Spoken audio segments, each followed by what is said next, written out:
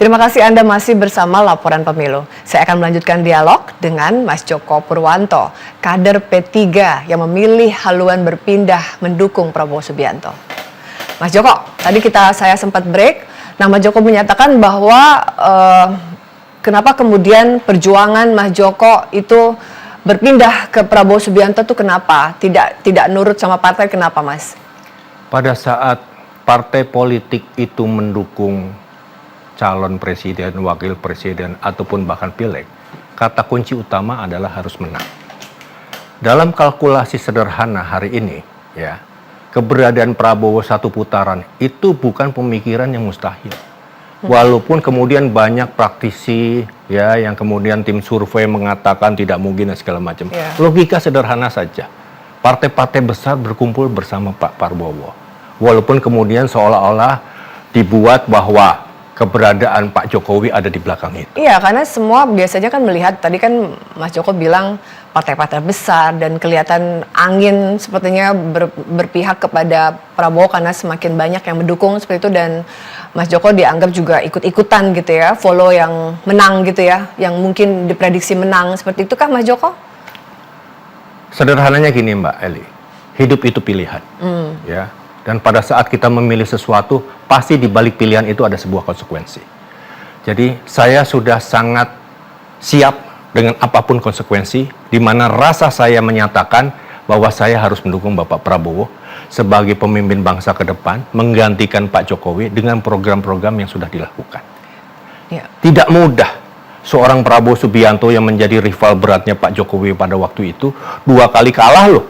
Ya, tiba-tiba kemudian memutuskan untuk menerima jabatan eksekutif bersama Pak Jokowi. Contoh-contoh seperti itu. Contoh seperti itu yang bisa saya lihat sebagai kedewasaan berpolitik, kelegowoan beliau. Tapi di sisi lain ada cara berpolitik Pak Prabowo yang luar biasa. Dia ingin tahu seperti apa sih positioning menjadi eksekutif. Ya. Pada waktu di pemilu sebelumnya dia dengan lantang bicara bahwa dia punya visi misi pengen jadi presiden. Hari ini dia agak mengerem. Karena ternyata ada hal yang kemudian dia bisa lihat secara real kejadian yang sebenarnya bagaimana kekuasaan itu harus berjalan. Tidak hanya bicara teori. Itulah yang kemudian di dalam debat-debat Capres kemarin beliau menyampaikan kepada rivalnya Mas Anies, kayak kejadian di Papua seperti itu, tidak seperti itu saja. Ya wajar kalau di nomor 1 itu kan bicaranya teori saja. Ya beliau latar belakangnya akademisi, nggak salah-salah amat. Tapi Pak Prabowo ingin menyampaikan sebuah realita bentuk real di lapangan terhadap problematik apa sih sebenarnya bangsa ini. Nah ini menurut saya yang menjadi bagian kenapa kami kemudian memberikan dukungan politiknya kepada Pak Prabowo Subianto.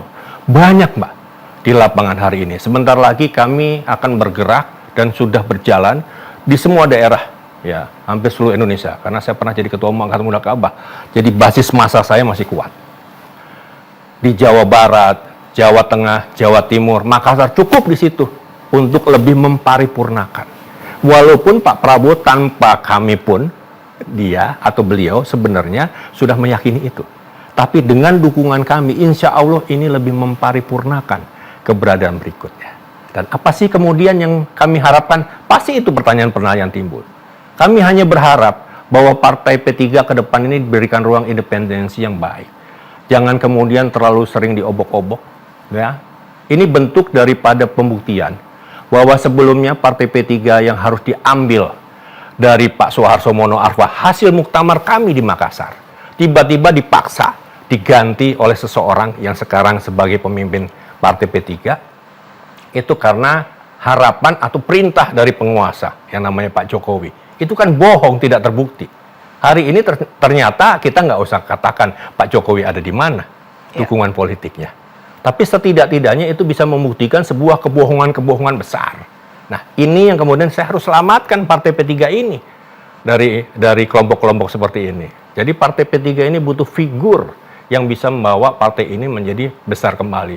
Butuh figur keislaman yang bisa menjadi refleksi bagaimana partai P3 ini ke depan bermanfaat buat masyarakat dan kemaslahatan umatnya. Nah, oke. Lalu Mas Joko, ini tadi Mas Joko menyampaikan bahwa banyak, ada 40-an sampai 55% dari anggota P3 yang betul-betul setia pada P3, tapi memilih untuk mendukung Prabowo. Lalu apakah dari kepengurusan P3 sudah melakukan mungkin semacam tindakan atau dipanggilkah dan disidangkan terkait hal seperti ini? Karena juga Mas Joko sudah mengumumkan gitu ya kepada publik bahwa secara resmi gitu mendukung Prabowo walaupun saya P3.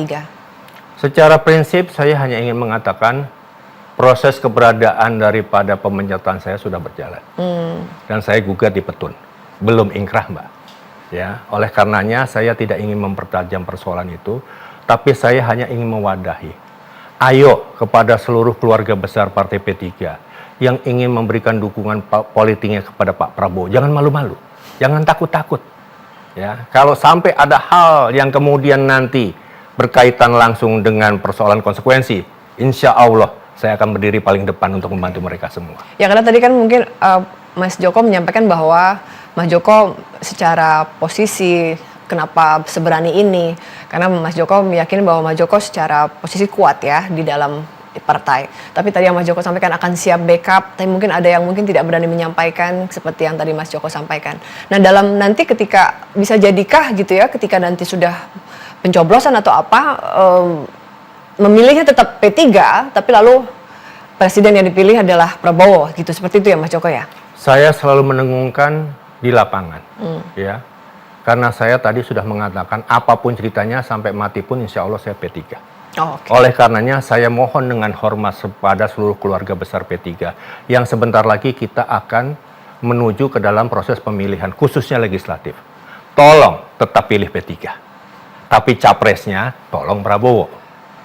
Begitu, Mbak. Karena bisa jadi tadi Mas Joko kita sempat diskusi, bisa jadi perpecahan di internal P3 ini beresiko Mas terkait soal parliamentary threshold, seperti tadi Mas tidak memenuhi parliamentary threshold, itu seperti apa Mas? Itu apakah sudah diantisipasi seperti itu? Justru dengan situasi keberadaan yang ada, kami hanya ingin membuat bahwa pada saat proses pencapresan itu jangan serius-serius sekali. Tapi khusus pileg, tolong konsentrasi. Hal yang berbeda. Hal yang berbeda.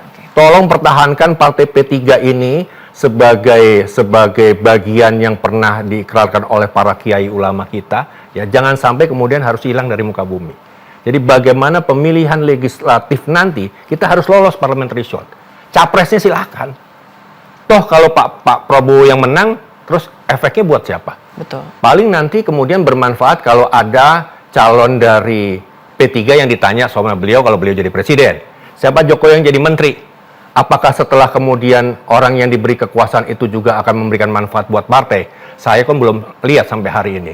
Para penguasa ataupun orang-orang yang saya mendapatkan kedudukan eksekutif merefleksikan manfaat langsung pada partai. Nggak ada, Mbak. Mas Joko Purwanto, terima kasih sudah hadir di studio. Sama-sama. Dan menyatakan hal ini. Selamat berjuang Mas Joko. Semangat. Yang Mas Joko percaya. Bismillah, Prabowo Gibran 1 putaran. Terima kasih Mas Joko, Ya. terima kasih.